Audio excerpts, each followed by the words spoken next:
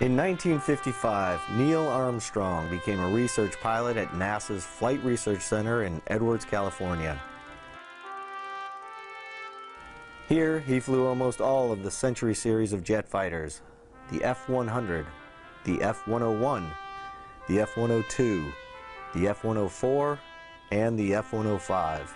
He also piloted the F-5D, the KC-135, the B-47, and his first flight was in the P-51.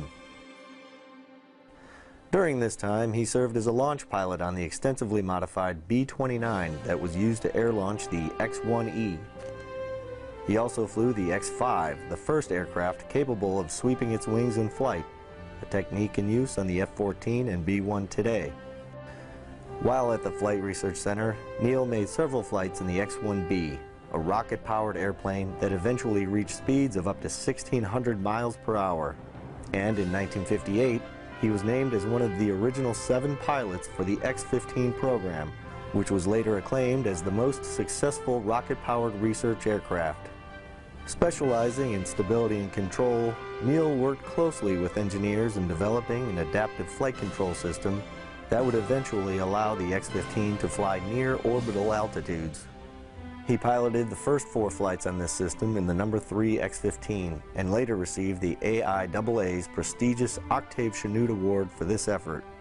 Although originally developed in the 1950s to increase man's knowledge of hypersonic aeronautics, manned spaceflight was the immediate beneficiary of the X-15 research program. The program dramatically demonstrated the capability of the human pilot for employing a fantastic variety of acquired skills, sensing, judging, and coping with the unexpected.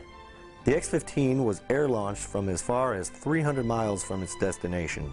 The rocket engine would only burn for 90 seconds until its fuel was exhausted, and the aircraft would continue to climb ballistically to altitudes in excess of 300,000 feet and speeds of over 6 times the speed of sound.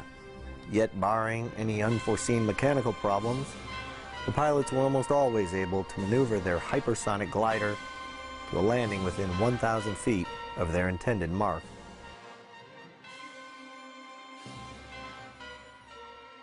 In the early 1960s, Neil became involved with the development and testing of a new concept that was being considered for use as a possible method of recovering both manned and unmanned spacecraft. Although the concept showed promise, subsequent testing revealed operational problems that made the paraglider more suitable to hang gliders than spacecraft recovery. It was during this same time that Neil, flying a prototype jet fighter, developed a technique for the abort rescue of a new manned spacecraft under consideration. It was called the X-20 Dinosaur, and it was built for the U.S. Air Force. It would have been launched into space using a Titan III booster. Once in space, the X-20 would orbit the Earth using a principle called dynamic soaring, originally developed by the Germans during World War II. Once the speed decreased, the spacecraft would re-enter the Earth's atmosphere and land like a simple glider. In all, Neil logged 2,600 flight hours in over 900 flights at Edwards, and all before becoming the most famous astronaut of all time. This was one of the most exciting places in the world at that time. The flight test world was filled with excitement. Dozens and dozens of new concepts and configurations in test, something new to talk about every day. And I believe that whenever I have the privilege of visiting here again and years ahead and ask someone, what's new? There'll always be something.